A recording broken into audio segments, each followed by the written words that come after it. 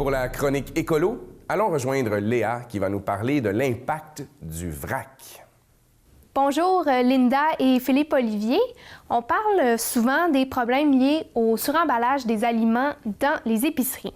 Qu'est-ce que le suremballage? En fait, c'est lorsque vous achetez, par exemple, une boîte de Bar Tendre et que, d'abord, vous allez avoir la boîte en carton, puis chaque petite barre va être enveloppée individuellement dans un sachet de plastique et souvent, toutes ces barres-là vont être mises dans un sac de plastique dans la boîte de carton.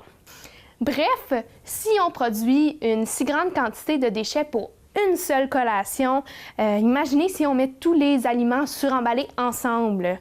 Je voulais donc vous présenter aujourd'hui une alternative plus économique à l'achat des aliments, c'est-à-dire l'achat en vrac. Premièrement, lorsque je parle d'acheter en vrac, je ne parle pas d'acheter des grandes quantités d'aliments à rabais dans des magasins grande surface.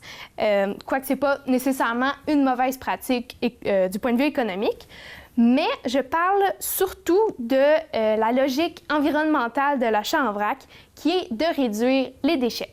D'abord, parce que l'achat en vrac, ça permet d'éviter le suremballage, mais aussi parce que en apportant votre propre contenant au magasin ou votre propre petit sac à vrac, vous réduisez encore plus votre impact écologique. Ce qui est aussi vraiment super avec l'achat en vrac, c'est que vous pouvez vraiment choisir la quantité dont vous avez besoin selon votre propre consommation. Donc, on évite le gaspillage. Par exemple, si vous savez que vous utilisez telle quantité de farine pour un mois, vous allez être en mesure d'acheter précisément cette quantité-là et donc de ne pas payer pour en acheter plus. Et dans mon cas, j'ai pris l'habitude d'acheter presque tous mes aliments secs en vrac, comme par exemple le riz, la farine, les pâtes, les grains d'avoine, les noix, mais aussi les petites gâteries comme les bonbons ou les croustilles. Et j'achète aussi souvent d'autres produits en vrac, comme le bicarbonate de soude. J'en ai parlé dans ma dernière chronique. Puis il y a maintenant beaucoup de produits ménagers qui sont maintenant vendus en vrac, comme les détergents, les shampoings, les savons, les revitalisants, etc. C'est certain que ce sont surtout des magasins spécialisés dans la vente en vrac qui permettent pour l'instant de se procurer ces produits-là.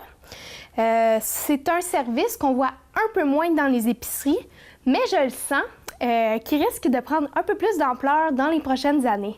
Donc, on voit apparaître des allées libre-service dans certaines grandes chaînes d'épicerie au Québec. Et c'est clair que, il existe d'autres moyens pour faire une épicerie plus écologique, par exemple en privilégiant du riz emballé dans une boîte de carton versus dans un sac de plastique, ce qui pourrait être le sujet d'une prochaine chronique, qui sait.